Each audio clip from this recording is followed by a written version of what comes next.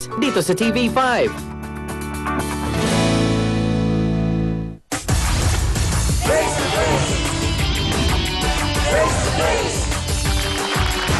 Kami po ay nagbabalik dito sa Face to Face, mga kapatid. At kasama na nga po natin ngayon si Kuya Edwin, ang kinakasama ni Ate Marlene. At ang sabi nga niya ay okay lang naman daw sa kanya itong pakikipagkaibigan ni Marlene kay Michael. So wala kang nakikitang problema, Edwin? Wala naman ako sa amin, wala Kaya pala sumusugod ka sa bahay. Gaano katotoo na sumugod ka, hinanap mo si Marlene, pinuntahan mo ang bahay nila Aling Lucia at sinuntok mo siya? Hindi po ako nanuntok. Hindi po ako marunong manuntok ng matanda. Yan, oh. Ano yan, oh? Tingnan mo teka lang yung po. ano na yan, oh. Opo. Ayan. Teka lang Nakikita ko po. Paano ako manununtok? Eh, sinungaling ka, eh. Pinampas niyo ako ng 2 por 2. Isang talong 2 por 2, ipapalo sa kanya ang hinawakan ko. Hindi ko na binitawan yun. Ginawa lang nila sa akin, di dapat lahat yan. Kaya yun. Ganyan na yan. Kasi nung Pero meron na pong complaint. Alam mo ba yon, Kuya Edwin? October. Tapos, February, yung sumunod. Pinagbabawalan si Marlene pumunta doon. ito nga, pinagbawalan din nila. Di kasama sa barangay ito nung pinagbawalan eh. Kaya so, ang ginawa ko, hindi naman ako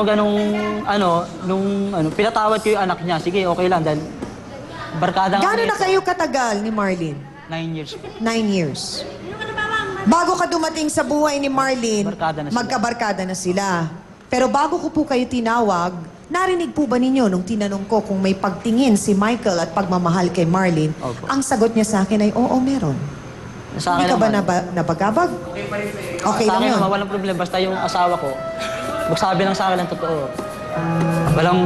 Kung umamin siya sa akin, Bakit hindi ka makatingin, mapagparaya naman ako, Marlene? sasabihin ko, anin ko rin sa kanya.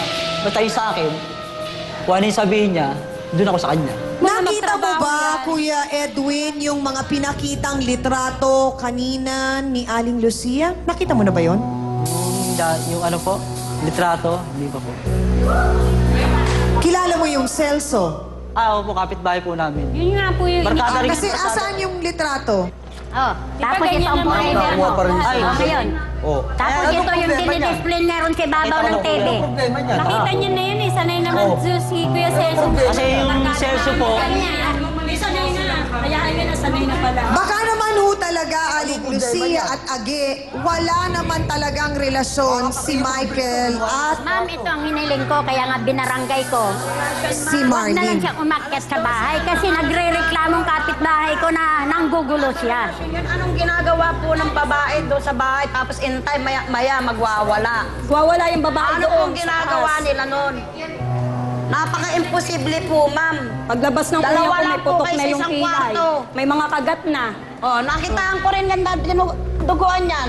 Sino po ang Tapos duguan? mukha nyo, Kuya ko. ayun, si Kuya Tano. Baka pagkatapos ihain yung bibingka, Tapos ang mukha nyo, ma'am, maghahamon pa. Nasa teritoryo namin, maghahamon ang babae. Akyat daw sila na matapang, hamunin Sabi daw niya nga siya. sa akin, tayo, one-on-one lang tayo. Ng aking bahay. Ay, hindi Ba, naman siya ang tanong, Marlene, bakit kailangan maghamon ka? Hindi po totoo yun. nakapagsalita lang to nung dahil sa kanila.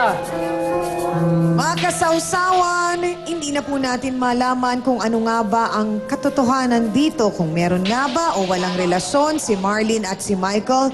Kayo na po ang bahalang humusga. Pero sa oras po na ito mukhang kailangan po talagang sila ay makausap ng ating pong mahal na trio tagapayo.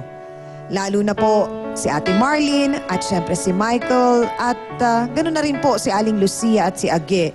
At hangad po namin na ang counseling na po na ito ay makakatulong po sa kanila nang sila po ay tuluyan ng maliwanagan o mag-iba po ang kanilang mga isipan sa nangyayaring itong problemang pinagdadaanan po nila.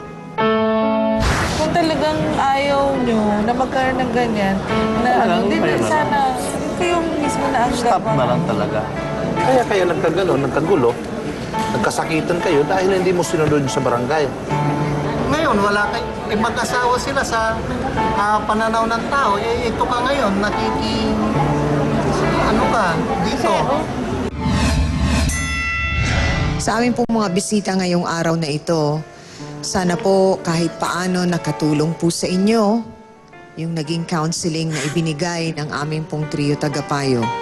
Meron pa ho silang mga ilang mensahe na nais pong iwan sa inyo. Simulan ko po kay Attorney Acosta. Sa kalagayan ng dalawang panig, no? Bagaman meron kayong pending ngayon na pag-uusap sa barangay tungkol nga sa problema ninyo, wag na natin masyadong bigyan ng komplikasyon itong problema ninyo, no? Nakita ko naman na sa kalagayan ni Marlene, bagaman siya man ay meron ding mga tama at ipinakita nga rin po rito. So paano natin ito tatapusin? Bigayan sa isa't isa. Paano magkakabigayan sa isa't isa?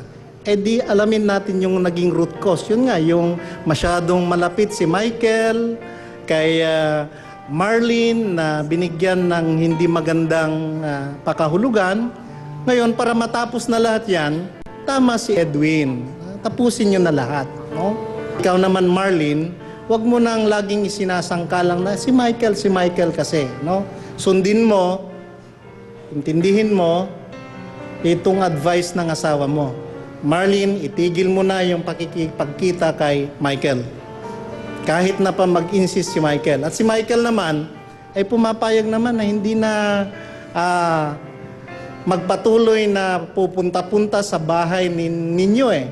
Marami pong salamat, Attorney Acosta. Dr. Camille? Alam niyo, pag nakagawian ng isang bagay at paulit-ulit itong nangyayari, napakahirap umpisahan ang pagbabago. At isa sa pamamaraan na para magbago or maintindihan nila ito ay yung tinatawag nating cognitive therapy.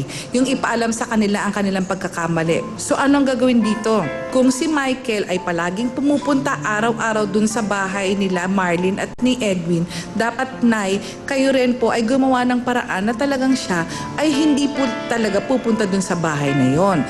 Pero sana maintindihan nyo na ang face-to-face ay nandito para magkaroon kayo ng pamantayan na tamang pag-uugali. Dahil kung hindi kayo magkakaroon ng pamantayan sa tamang pag-uugali, walang mangyayari sa inyo at paulit-ulit lang ang mangyayaring pag-uugaling mali sa buhay nyo. Yun lang po.